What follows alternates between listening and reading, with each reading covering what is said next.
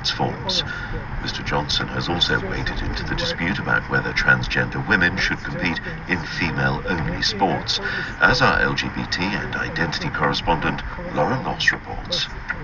After criticism of his stance, including from some within his own party, the Prime Minister defended the decision not to include transgender people in the ban on conversion therapy, the practice of trying to change someone's sexual orientation or gender.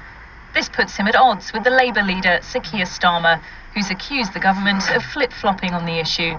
He wants conversion therapy in all its forms to be outlawed. But Mr. Johnson said, although he was sympathetic to the difficulties those struggling with gender identity experience, it was a complicated issue. There are complexities and sensitivities when you move from the area of sexuality to the question of gender. And I'm afraid there are things that I think still need to be worked out. There are concerns about ensuring any law doesn't interfere with those supporting people with gender dysphoria. But a group of health, counselling and psychotherapy organisations have signed an open letter supporting a ban on all types of conversion therapy.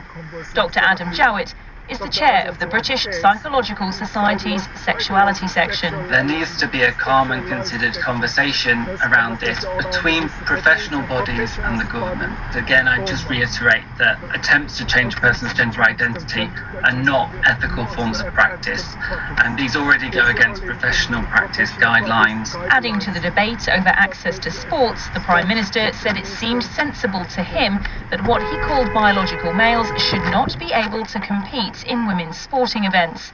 Mr. Johnson also welcomed guidance published by the Equality and Human Rights Commission earlier this week, detailing how providers of single-sex spaces can exclude transgender people if there's a legitimate reason and alternative